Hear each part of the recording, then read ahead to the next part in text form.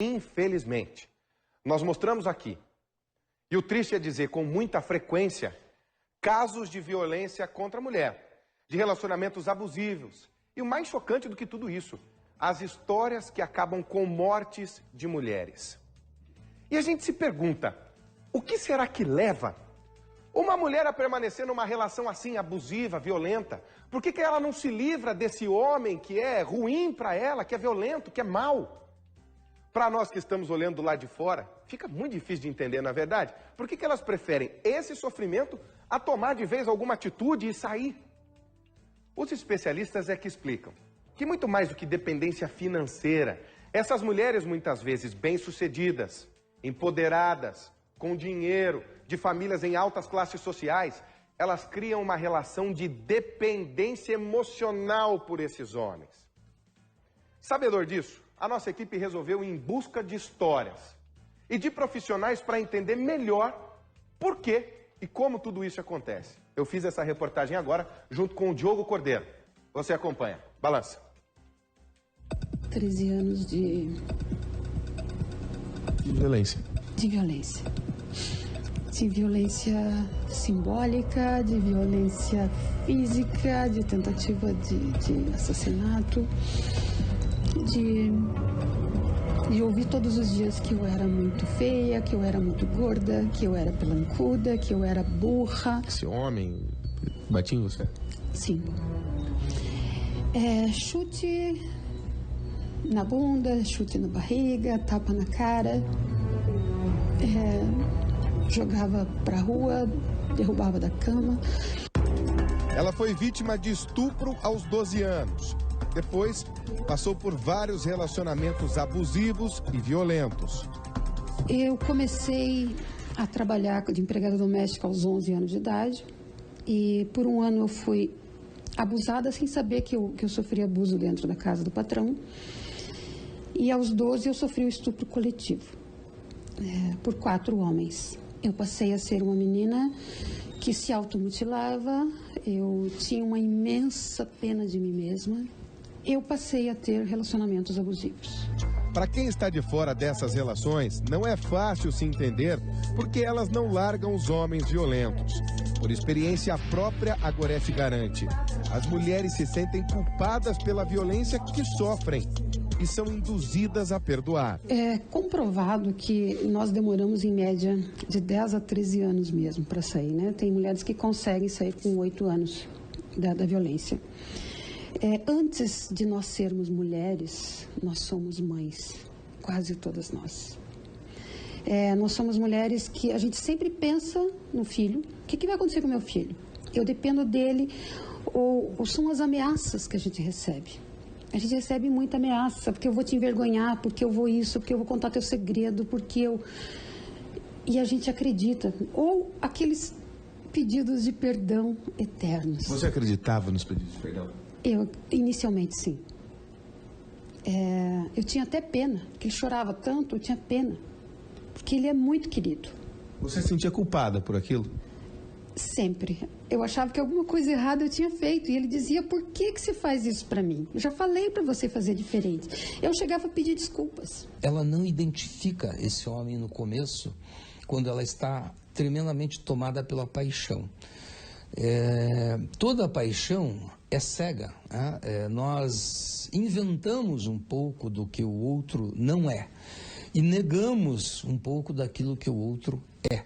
Então, essas mulheres, elas negam, né, essa situação que inicialmente não começa com violência, começa com leves arrufos, né, com leves depreciações. Depois das depreciações vem com o xingamento, com o isolamento, com o cerceamento, com a coerção e, por fim, com a estupidez física e psíquica. E em nome do amor, elas acreditam, por isso este que é o grande problema, elas acreditam que este amor que elas têm por esse homem fará com que este homem um dia venha a mudar. São ao menos 13 mulheres mortas no país todos os dias. 8 em cada 10 assassinatos são cometidos por homens próximos, principalmente os parceiros. Casos recentes de mulheres mortas no Paraná deixam claros os abusos contra elas. O médico Rafael Sus Marques é acusado da morte da namorada Renata Mugiati. Para a promotoria, ele matou a companheira e depois jogou o corpo do prédio para simular um suicídio.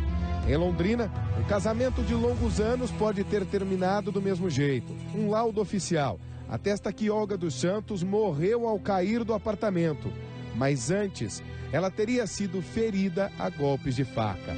Nos últimos dias, a morte de Tatiane Spitzner está chamando a atenção. O casal, que parecia perfeito, na verdade tinha um histórico de violência recente. Ela queria a separação. O marido está preso e é suspeito de assassinato. Não aceitava. Tudo aconteceu em Guarapuava, no centro do estado. Por que essas mulheres não saíram dessas tramas de violência e agressão? Este doutor em violência de casais pesquisou 1000 casos diferentes em 4 anos. Grande parte das agredidas é instruída, com sucesso profissional e são de classes sociais elevadas. Tudo tem a ver com serem dominadas emocionalmente pelos agressores. Uma das fortes características que marca a permanência dessas mulheres em situação de risco é a dependência afetiva, e o tipo de amor que essas mulheres imprimem no sujeito que elas dizem amar. Veja que o agressor, né, dessas mulheres, o que violenta, o que mata, o que agride, é aquele homem que elas dizem amar. A mudança mais rápida é convocar essas mulheres no sentido de que elas tenham a possibilidade de reconhecer por que elas se mantêm numa relação de violência por longos anos. Isso é possível dentro do campo do atendimento psicológico. A grande dificuldade é identificar o agressor. Normalmente eles estão assim, em meio à sociedade, e são aceitos pelas pessoas, principalmente pelos grupos sociais em que vivem, inclusive pelas famílias das vítimas. Mas o Brasil é o 5º país no mundo que mais mata mulheres. São 4.500 assassinatos, os conhecidos feminicídios, todos os anos.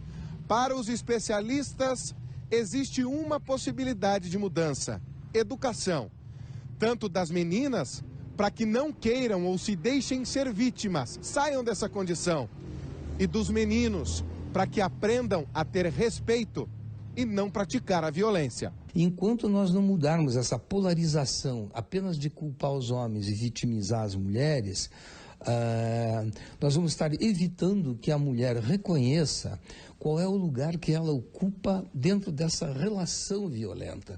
Com isso não se está, novamente, culpando a mulher, não se trata de culpá-la, evidentemente que não, mas se trata de ressaltar a parte que ela tem como parte do problema e parte da solução do problema, mas para isso ela precisa fazer um trabalho de entendimento da origem do seu sofrimento, que não vem da relação com o parceiro, vem da sua história de vida na sua relação parental, né? Ou seja, na sua relação com a família.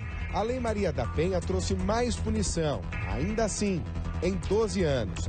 Desde que passou a valer, os feminicídios cresceram 23% no Brasil, segundo dados oficiais do governo. Só punir não está resolvendo o problema. Eu não vou conseguir mudar um agressor, mas o agressor precisa, ao invés da lei dizer que ele pode pagar um salário mínimo, ou limpar a privada, ou ir para o hospital limpar, né, o banheiro de hospital, ele precisa de tratamento psiquiátrico, tratamento psicológico, e eles tratam nós somente. E o agressor? Ele vai para outra mulher? Ele vai agredir uma outra? Ele não foi tratado. Ir para o sistema carcerário vai fazer dele o quê? Ele sair de lá e vir e matar as mulheres? Olha quantos casos de feminicídio que estão acontecendo. Por quê? E a maioria estavam com medida protetiva. Então, até que ponto a medida protetiva também nos protege? Tudo parte de uma combinação muito simples: acolhimento às vítimas, que precisam falar, e recuperação de independência e autoestima delas. Eu tinha fome de ser amada. Eu queria ser amada pela minha mãe. Não se amava. Você mesmo não se amava. Não. Não. Hoje eu me acho maravilhosa.